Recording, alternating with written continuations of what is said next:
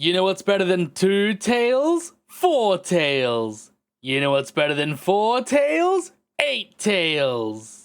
Yeah, I'm not entirely sure where this joke is going either, but we're rolling with it.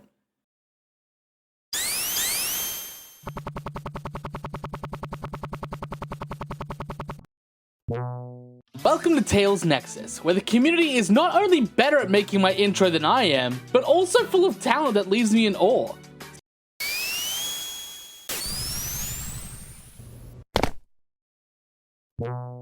Seriously, this incredible fan-made animation was created by none other than Dexnick the Hedgehog. They posted this absolute gem on my Discord, and let me tell you, I haven't been able to stop staring at it for at least a week. I'm genuinely flattered and honored that something so cool exists, and I can't thank Dexnick enough. Seriously, let's all show him some love in the comments. Go check out their YouTube channel, it's linked down below along with my Discord invite so you can join the community and interact with awesome folks like Dexnick. Now, if the title, thumbnail, and opening sentence didn't already clue you in, yep, we're talking about Tales. Again, for like the 20th time. Who's counting, right? But this time, I'm diving into the different Tales variations across all the games. I'm covering a huge variety of Sonic's favorite sidekick in this video, so buckle up and let's jump straight into it. And just to be clear, this isn't a video about picking the best version of Tales, we'll save that debate for later. Instead, it's a fun discussion on the many different versions of the little guy we've seen over the years. So grab your Chaos Cola, sit back, and let's get this party started. Ah, good old classic Tails. Just look at how baby he is! Back in the days when Sonic and Tails were simpler, cleaner, nicer. Not that the current Tails isn't awesome, but, you know, nostalgia and all that. Or maybe I'm just being sentimental, who knows? Anyway, fun fact, Sega of America and Sega of Japan actually had two very different ideas about how Tails should be portrayed. Sega of America envisioned him as this loyal, determined kid, the type who's always chasing after Sonic, dreaming of being just like him, never leaving his hero's side. Meanwhile, Sega of Japan's take was a little more shy and timid, portraying Tails as a kid who wanted to follow Sonic, but whenever Sonic would turn around, Tails would go all shy and hide away. Tails, lacking that initial confidence, couldn't really speak up. Now, I can't help but think that this dynamic must have felt so different across the world back then, right? Like, one side's got the eager, I'm gonna be just like you Sonic energy, and the other one is, I want to be like you, but I'm too shy to even talk to you. Kinda like two sides of the same adorable coin. You gotta love that duality in Tails, wholesome from every angle. But regardless of the differences, both versions let Tails tag along with Sonic.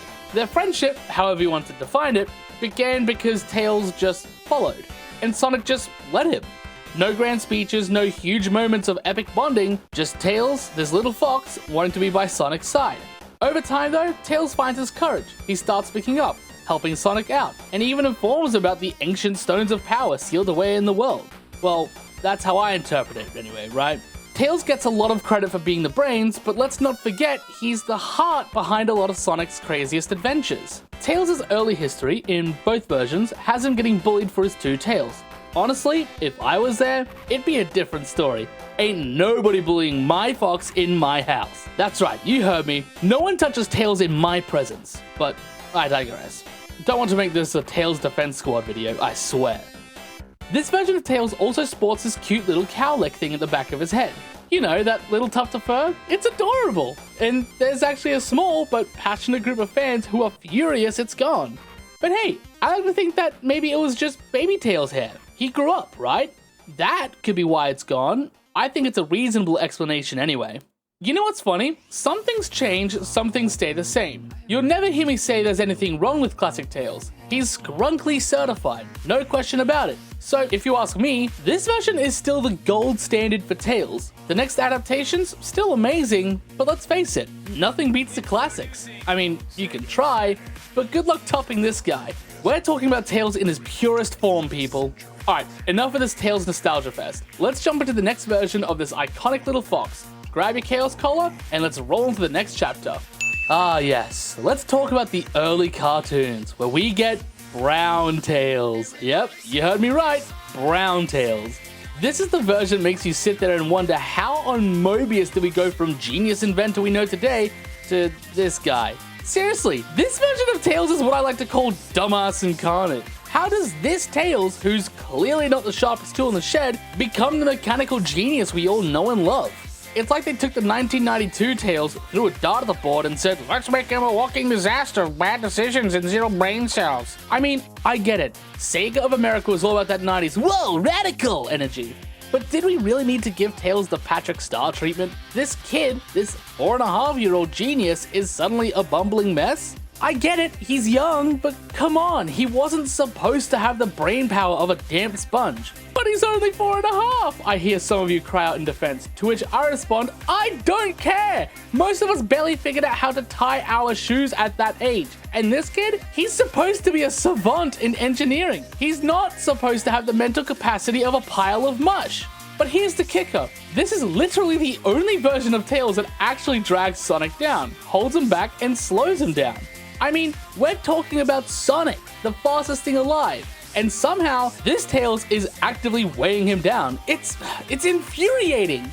This version just can't catch a break. It's like every time Sonic speeds ahead, Tails is tripping over his own tails, literally and figuratively. Who thought this was a good idea? Why did they have to make Brown Tails the one who slows Sonic down? Ugh, why? But hey, here's a little trivia for you. That brown fur, it's actually scientifically accurate. Fox cubs, kits, are born with a very unflattering fur color, like a dull brown, before they get their full vibrant coats in their fox teen years. So credit where credit's due, this version of Tails isn't completely wrong. At least they got the fur color right. But let's be real, this is the one and only time brown fur is actually acceptable. Now, what little redeeming quality does this tragic version of Tails have? Well, he keeps that cute little cowlick at the back of his head. That's about it. Oh, and probably another redeeming quality is the comical way he flies here. He twists his tails together into a little braid and then just pulls them apart like a freaking Beyblade. I'm honestly not sure what's going on with that, but it's so goofy and entertaining, it's hard not to love. The rest of this Tails though, he's like a bad dream I didn't ask for. And look, I'm not saying you can't like brown Tails. I mean, it's a free country, right? But let's be clear, if you genuinely think this version of Tails is better than the 1992 Tails, you're objectively wrong. Disclaimer, it's actually totally okay to like this Tails, I just really don't. And I just wanted to have a little fun exaggerating my hatred for the comedic effect. No hard feelings, just having a laugh at my own expense. Ah yes, Sonic Riders and Zero Gravity, the era of what I like to call Calamity Tales. Why? Well, because 2006 was that beautiful time when classic Tales wasn't really classic anymore, but modern Tales hadn't quite figured out how to exist yet. It was a weird middle ground. A limbo, a no man's land of character design. And considering the absolute dumpster fire that was Sonic 06, I think the name Calamity Tales is pretty fitting, don't you? Now look, I'll be real with you. I actually like this design. Tails in Riders is sleeker, more angular, and dare I say, more fox-like than some of his other versions. He's got this sharpness to him that makes him look like he might actually bite back for once. You can see that Sonic Team was experimenting here, trying to figure out how to evolve 3D Tails past his adventure-era awkward phase. And honestly, props to them, that's a tough job, and they almost nailed it. But let's talk about that hair situation. The little cowlick at the back of his head? Gone. Vanished. Extinct since like 1998. Instead we get these two weird spiky tufts that just look like he got zapped mid-haircut. Like, are they decorative? Did Tails just lose a fight with a bottle of hair gel? I don't know, but they're there, and we're all forced to accept them. Character-wise, this Tails is still stuck in the I can't do anything by myself phase, but at least he's smart about it. When Wave mocks his tech, she basically activates his villain origin story. That insult lived in his brain rent-free and fueled his mission to master extreme gear out of pure spite. Honestly, relatable. We've all had our I'll show them moments. But let's not pretend this version of Tails is flawless. Far from it.